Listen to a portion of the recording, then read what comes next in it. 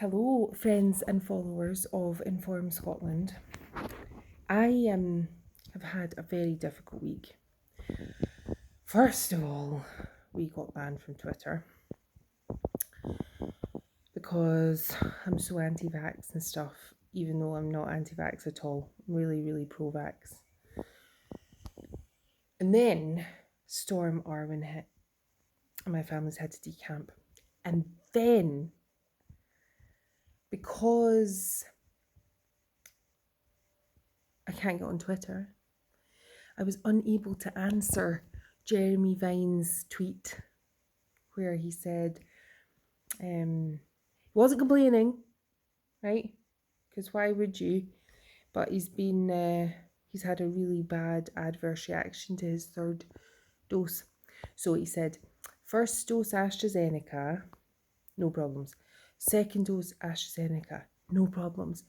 Third dose Moderna, got migraines, shaking, I don't know, he listed all the symptoms. Then he said, not complaining, but can anyone explain the science of this? And there was just so much I wanted to say about this tweet. It was so difficult not being able to reply because I know the science of it. I was able to answer that question and I couldn't because I'm not allowed on Twitter. Of course, the problem is that there is no science for it because we don't have any trial data either of mixing and matching vaccines except the adverse events recording system, the yellow card scheme, which Jeremy Vine keeps insisting isn't anything that anybody should be concerning themselves with, and it's suspected adverse events, and that most people, basically all these adverse events are just a sore arm. But he's had more than a sore arm, but he's not complaining. So we don't really know the science of why, what might happen if you have three doses all mixed up of different manufacturers and stuff. But it's quite simple, Jeremy, and I do wonder if you might get this message somehow, if you people share this widely enough.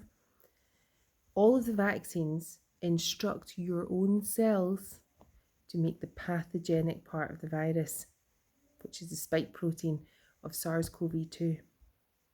The spike protein causes people all sorts of problems. It causes clotting, it causes bleeds, so you have strokes and heart attacks and things. If you're exposed to SARS-CoV-2, you're at increased risk of those events because that's what the spike protein does. When you get vaccinated, and we don't really understand how different doses of different manufacturers works because there's no trial data on that, which is absolutely mental. But anyway, we don't know how that's going to work. But what has happened is the first time he had his vaccine, damage will have been done to his cells and to his vasculature and goodness knows what else. And then the second time, some more damage will have been done. And then the third time, even more damage again. Now, it's slightly more complicated than that because it depends if your vaccinator aspirates while vaccinating, whether the vaccine goes into your vasculature or it remains in your muscle. Basically, damage is being done. Cumulative damage might be being done, and that's why he feels so terrible after his third dose.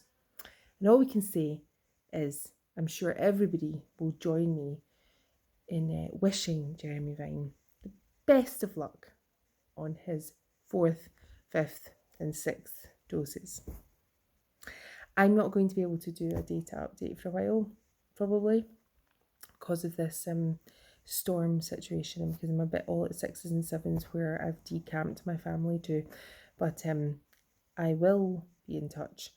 I've actually got some ideas for things that I want to write, and I might just put on the website. So stay tuned, stay sane, stay strong, and remember, I love you.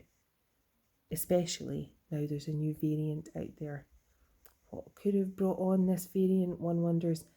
Isn't it interesting that Alpha emerged just as dose 1 started being rolled out, and then Delta emerged just as dose 2 was rolled out, and now we've got this no crimbo moronic Omicron variant as dose 3 has been rolled out. Apparently it's in Australia as well, even though you can't get to or from Australia.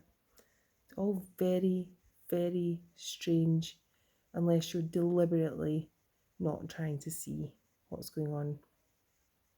Bye.